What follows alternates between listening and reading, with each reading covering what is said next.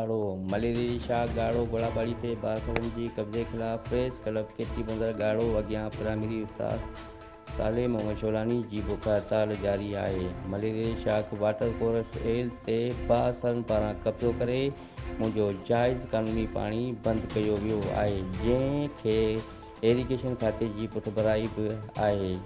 मूं सभिनी लाॻापियल माण्हुनि अॻियां दायो आहे, पर मुंहिंजी केर बि ॿुधण लाइ तयारु नाहे। मुंहिंजा फसल सुकी विया आहिनि। मूंखे जेसिताईं वाटर कोरस एल पाणी जो मसइलो हल न थियो तेसिताईं मुंहिंजी बुख हड़ताल जारी रहंदी।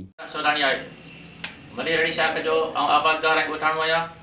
मुंहिंजो गुज़िरियल 2 सालनि खां मंज़ूर पाणी वाटर कोरस 16 एल मलेरिया शाख त आहे, जेको बासरन ऐं काबोरन जे मिली भगत सां बंदि आहे।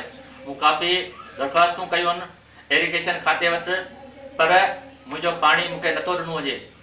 ऐं बासरन इहा दावा कई आहे त इहो वाटर कोरस असां 3 लख रुपया ॾेई शिफ्ट करायो आहे ऐं सालाना 2 लख रुपया असीं रिश्वत ॾींदा आहियूं इरिगेशन काबोरन खे। तव्हांखे जेको रस्तो आहे वञी इख़्तियार करियो, असीं तव्हांखे पाणी न ॾींदासीं। असां इरिगेशन जे चीफ साहब ऐं सेक्रेटरी साहब खे बि एप्लीकेशन रजिस्टर कई आहे, पर पोइ बि असां सां इंसाफ़ न पियो थिए। आख़िर असां केॾां वञूं? जेकॾहिं इरिगेशन खाते असां सां इंसाफ़ न कयो त हाई कोर्ट वञी पंहिंजे हक़ जे लाइ दरख़्वास्त कंदासीं। असांखे पंहिंजो हक़ ॾिनो वञे। असांजो हक़ पाणी जेको आहे छो बंदि आहे। कैमरा टीम सां गॾु मलक मंजूर, सोच टीवी, ठट्टो।